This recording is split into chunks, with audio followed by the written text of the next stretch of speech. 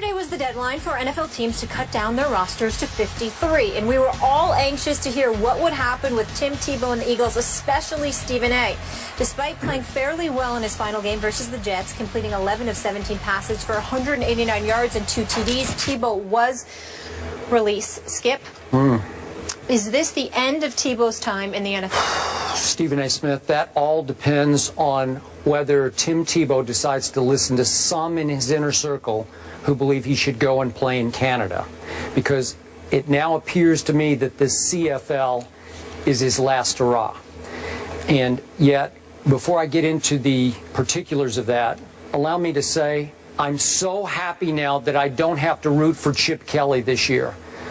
Listen, Chip Kelly, what a snake in the grass he was in the end to Tim Tebow. After all the proclamations about how much he loved Tim and this is his guy and wants him on his football team and the it factor and this and that and blah, blah, blah, blah, blah.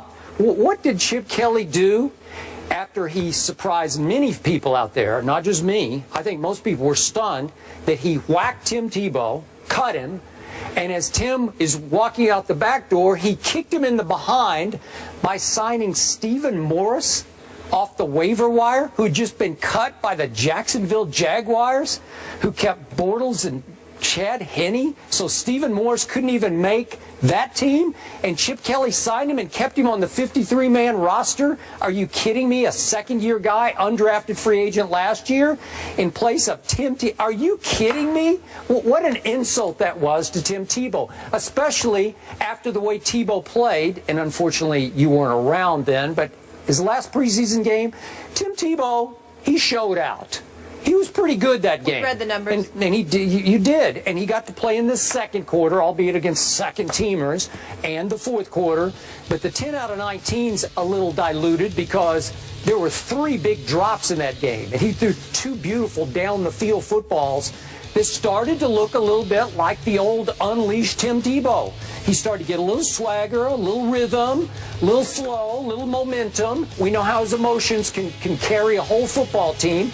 And I'm thinking, okay, under huge pressure, last hurrah, last-ditch effort, he put it on the table and said, here, Chip Kelly, I've come this far. And Chip said, well, you know, he just hasn't had enough reps. So to me, just to kick Chip Kelly back in the butt, why shouldn't Tim just go on to Canada then? He's going to have to swallow a whole lot of pride because obviously he did win a Heisman Trophy and he did have an unbelievable 2011 run as a starting National Football League quarterback for the Denver Broncos from 1-4 to a division title and a playoff game win over your Pittsburgh Steelers. You will remember it for the rest of your life. Despite all that, you swallow your pride, you go to Canada, and you get your reps. The great Warren Moon had to go to Canada to get his reps and show the NFL what it was missing. Doug Flutie, who became a pretty good NFL quarterback, had to go to Canada and show the NFL that he wasn't too little to make it in the National Football League. So maybe it's time, and trust me, some in the inner circle are really pushing Tim, who's pushing back. He does not want to go. He's made it clear from the start, I do not want to play Canadian League football. No, no disrespect to them. It's just that Tim thinks he belongs in the National Football League.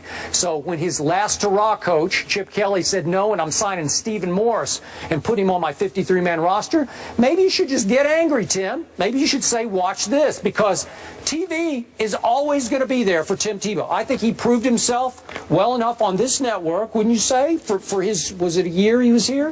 Okay, he can always go back. He just turned 28 years of age, so Tim, just do it. Go to Canada, show them, get your reps in, Chip Kelly, and then maybe someplace, somewhere, sometime, somebody will say, you know what?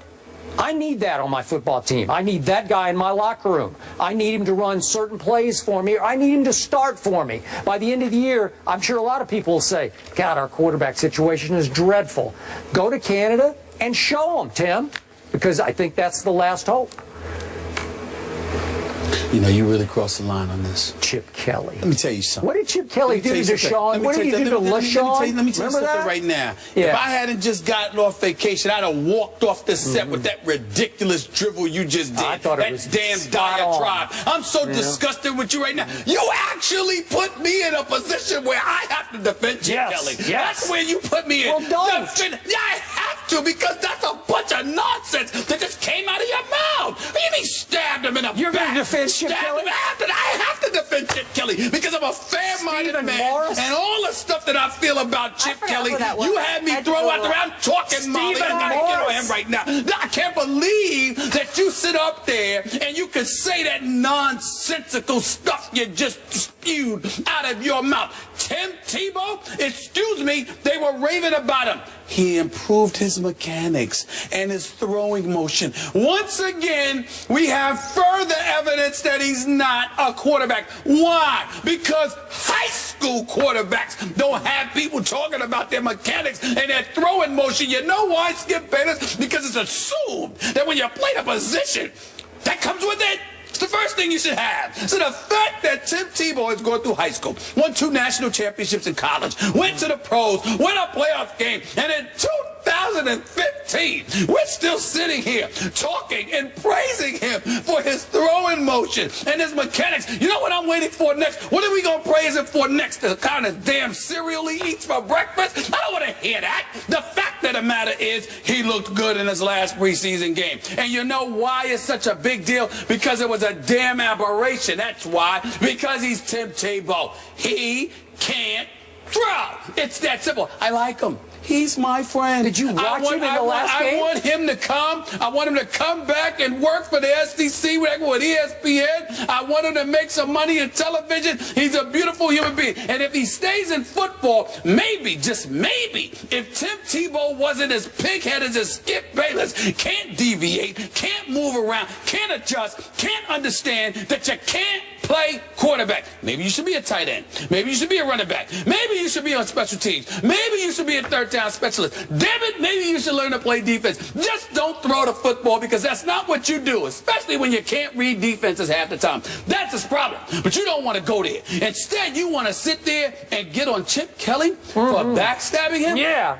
Let me tell you something. Not backstabbing. That's the word you used. That's the word you used. I did not use back. I said he kicked him in the butt as he walked out the door. Hold on. That's what he did. Tim's walking out the back door and he kicked him right in the butt. The tape? Because I did not use backstab. I don't need to use backstab. That's what I thought I heard. You backstab people you have respect for. Well, listen. Well, you basically feel he didn't have respect, but he once did have respect, which is why you called it backstabbing. Rewind the tape and you remember what you heard. In the end, I have to sit here. You put me in a position where I have to come to. I thought it was a beautiful move. This is the lowest. I'm the defense lawyer over here. As low as you have gone. You put me in a position where I have to come to the defense of Chip Kelly. Chip Kelly did nothing wrong here. He gave the guy a chance. He put him out there on the field. He gave him an opportunity to perform. He wasn't up to snuff. He wasn't up to snuff, which is why you are telling him to go to Canada. You want him to leave the country, but Chip Kelly's wrong for wanting him to leave Philadelphia? What are you talking about? What are you talking about?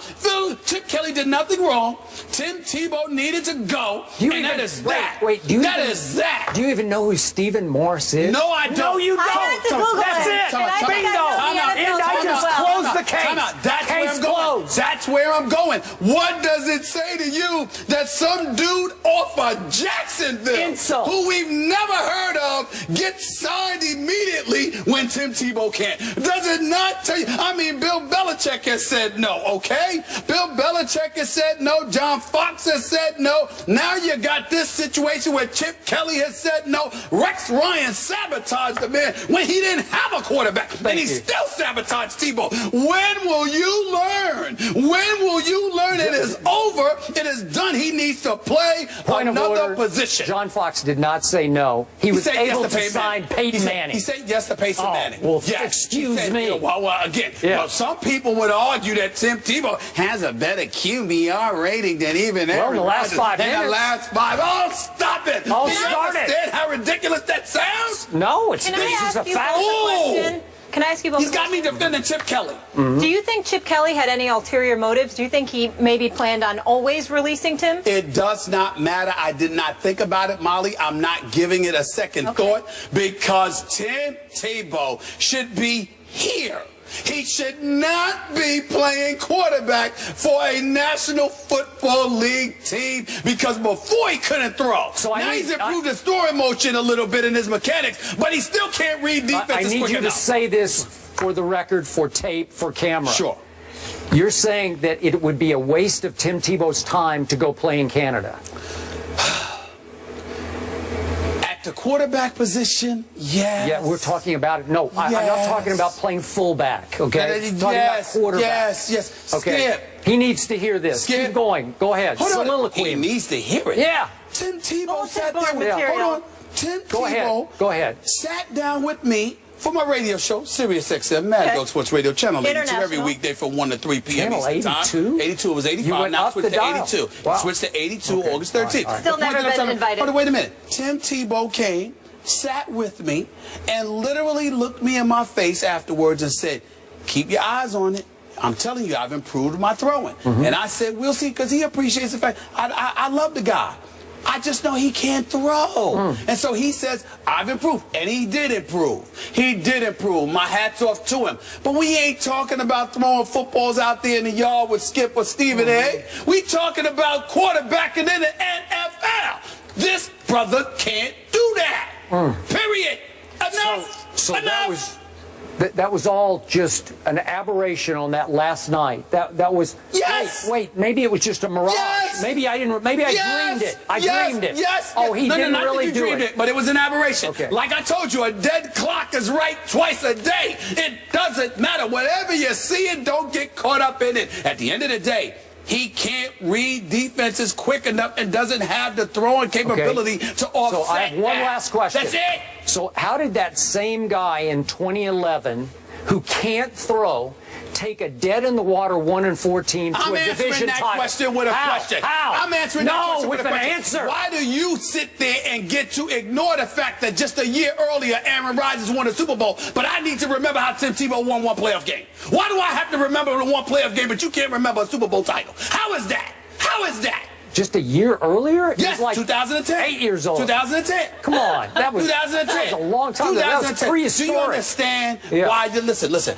Listen. I know you know your football, but do you understand why sometimes you come across like you should be banned because you sat up there and said that Tim Tebow, you would prefer him in the fourth quarter than Aaron Rodgers? How did he do that? How did he do it? Aaron Rodgers? I'm not in the fourth quarter. He had a better QBR than Aaron Rodgers, who, by the way, is 2-4 in the playoffs since that Super Bowl long ago. Tim Tebow. 2-4? Tim Tebow doesn't belong on the same planet as Aaron Rodgers. You brought it up. I did. Did I start it, Molly? No, I didn't start it. You did. I simply said, you brought it up. How do you remember a playoff victory from 2011, but don't remember a Super Bowl title from 2010? Because we're talking about a guy who you say cannot throw. I say, how did he win all those games in 2011 if he can't throw? Did he not win quarterback? Did he not win one game against the Kansas City Chiefs, completing 2 passes? Yeah, and one went for the game-winning touchdown to Eric Decker. 2.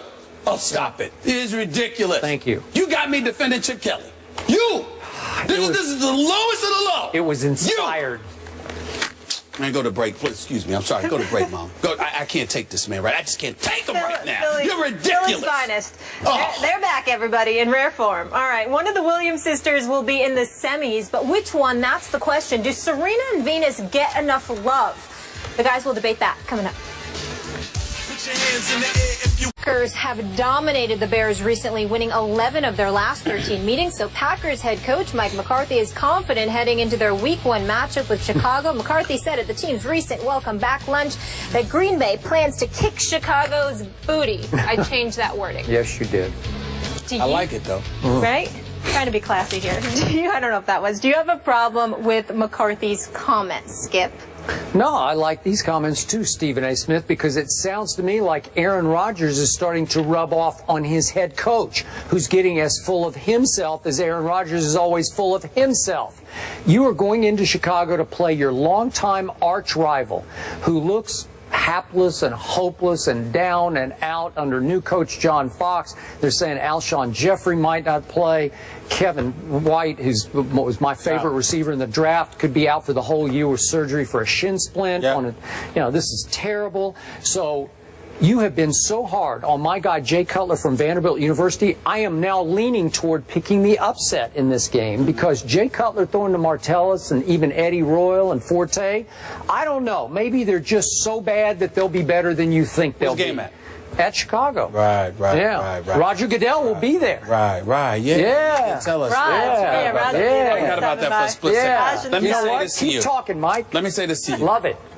The reason why I loved Molly's use of the word booty is because that's what I think of Jay Cutler. He's booty. Forget Jay Cutler. Please, if you Mike McCarthy, you ain't got anything to worry about. Who's Jay Cutler? All he gonna do is go out there and stick up the joint, and he's gonna do it in front of his hometown fans. This is what he does. The second he makes a mistake, which by the way will probably be in the first quarter, he'll get booed, he'll get a bit demoralized, or at the very least a bit melancholy, and then he'll nosedive from there, because that's who he is. McCarthy knew exactly what he was doing. Jay Cutler's going to get all excited. Please, he's not going to get excited. Okay, I love it. He's not going to get excited. He might for this one. Oh, please. Spare me. There's nothing to be concerned about whatsoever. The defense will be improved. The crowd will be psyched. Chicago will be ready.